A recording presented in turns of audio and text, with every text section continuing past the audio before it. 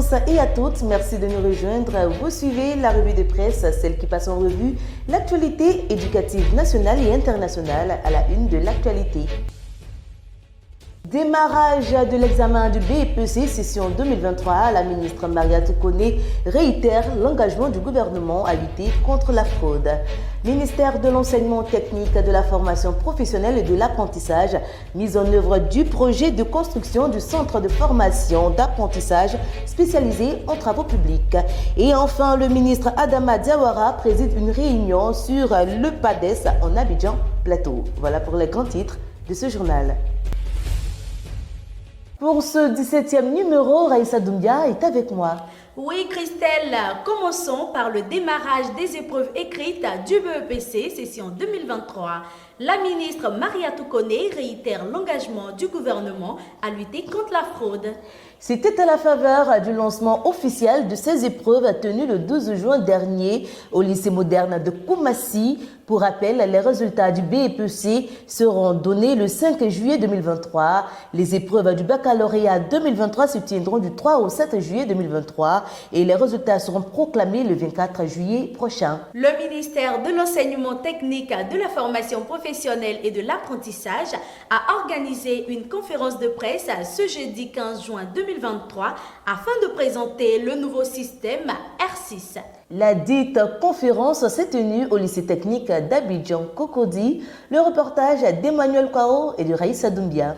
Le ministère de l'enseignement technique, de la formation professionnelle et de l'apprentissage a organisé ce jeudi 15 juin 2023 au lycée technique de Cocody une conférence de presse visant à mettre en lumière les enjeux du nouveau système d'orientation du dit ministère dénommé R6. R6 est un outil de gestion des données relatives aux apprenants, mais aussi de suivi de leur parcours de formation. La plateforme contient les modules suivants, le module des inscriptions en ligne et la gestion des parcours des apprenants des établissements publics et privés, le module pour les inscriptions aux examens et concours et le module pour les demandes d'orientation et d'assistance à la commission d'orientation. Notons qu'à travers une série de questions-réponses, les conférenciers du jour ont permis à l'assistance composée essentiellement de journalistes et de fondateurs d'établissements de cerner le fonctionnement et la gestion des données du ministère de l'enseignement technique, de la formation professionnelle et de l'apprentissage.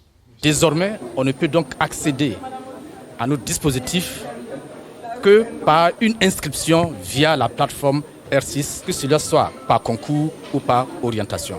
Mais en même temps que nous entrons par ce dispositif via le concours et l'orientation, le parcours des apprenants depuis leur entrée jusqu'à leur sortie par l'examen doit se faire sur la plateforme R6. Ce qui justifie donc qu'on fait des inscriptions, on fait des réinscriptions, on s'inscrit aux examens et concours. À partir de ce moment, même si un élève sort de notre dispositif, il sera toujours fiché et connu sur cette plateforme pour qu'on puisse éventuellement délivrer des attestations de fréquentation aux élèves, quand bien même qu'ils sont sur de notre dispositif. Toujours dans le même ministère, la mise en œuvre du projet de construction du centre de formation par apprentissage spécialisé en travaux publics a été faite. Les réunions s'enchaînent entre le ministère de l'enseignement technique, de la formation professionnelle et de l'apprentissage et son partenaire, l'ONG Travaux publics sans frontières, pour le projet de construction du centre de formation par apprentissage spécialisé en travaux publics de Gagnoua. Le dit ministère met en œuvre ce projet à Gagnoua dans le cadre du programme de l'école de la deuxième chance. Changeant de ministère, le ministre Adama Diawara a présidé une réunion sur le PADES en Abidjan Plateau. La dite réunion s'est tenue le mercredi dernier. Il s'agissait de faire le point sur l'avancement du PADES. La séance de travail a été portée également sur la révision et la mise à niveau du BTS, du renforcement sur la gestion de l'enseignement supérieur. Rappelons que le PADES a démarré ses activités le 12 juillet 2019 et prendra fin en mars 2024. L'université Alassane Ouattara, UAO, a organisé ces journées portes ouvertes. Les lundis 12 et mardi 13 juin 2023, l'université était à l'honneur dans le cadre des activités de la quinzaine internationale de la science et de la technologie édition 2023 pour présenter son dispositif de recherche et les résultats obtenus. La première journée a été marquée par une conférence publique portant sur l'économie numérique, défis et opportunités. La seconde journée a été meublée par une présentation de la QIST et de ses objectifs, une présentation de l'université Alassane Ouattara de Bouaké, une projection des films institutionnels sur la recherche à l'UAO, une visite de stand et de panels. Concours direct d'entrée à l'INFEJ.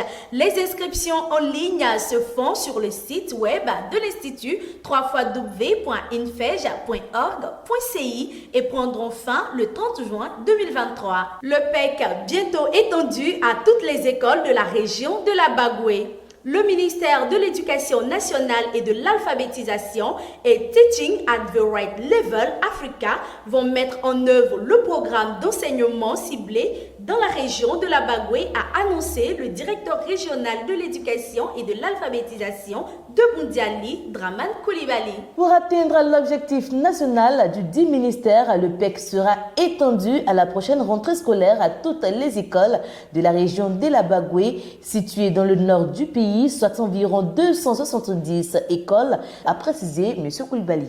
BEPC 2023, des salles de classe transformées en dortoirs pour des candidats à Grabo. Des candidats originaires de villages éloignés des centres d'examen pour participer aux épreuves du BEPC à Grabo ont bénéficié de l'autorisation de certains responsables d'établissements pour transformer des salles de classe en dortoirs face à des difficultés de logement et de restauration auxquelles ils sont confrontés. Ces responsables, notamment des éducateurs, se sont organisés pour offrir à leurs pensionnaires des repas, le déjeuner et le dîner 2 fois par jour, des séances de révision conformément à un emploi du temps élaboré contre une contribution de 12 000 francs CFA par candidat. Ouvrons la page internationale à présent.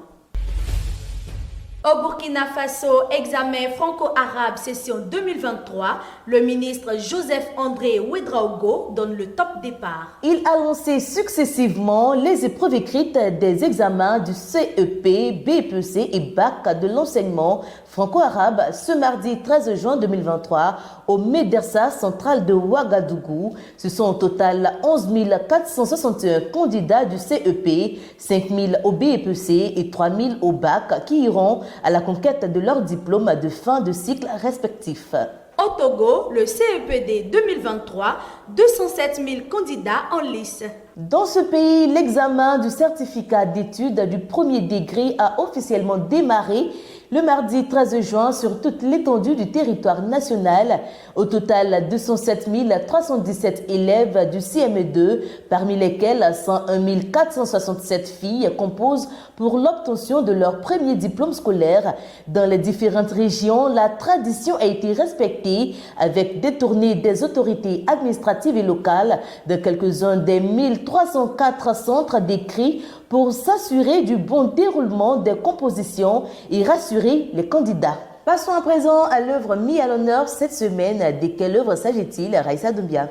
Christelle, il s'agit de La récréation est terminée. Qui en est l'auteur et de quoi parle cette œuvre?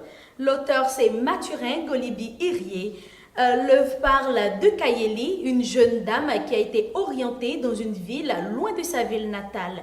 Et Kaeli a été confrontée à toutes sortes de vices sociaux, mais à travers la lecture de ce livre, vous verrez comment Kaeli a su braver les épreuves et a su rester droite pour continuer ses études.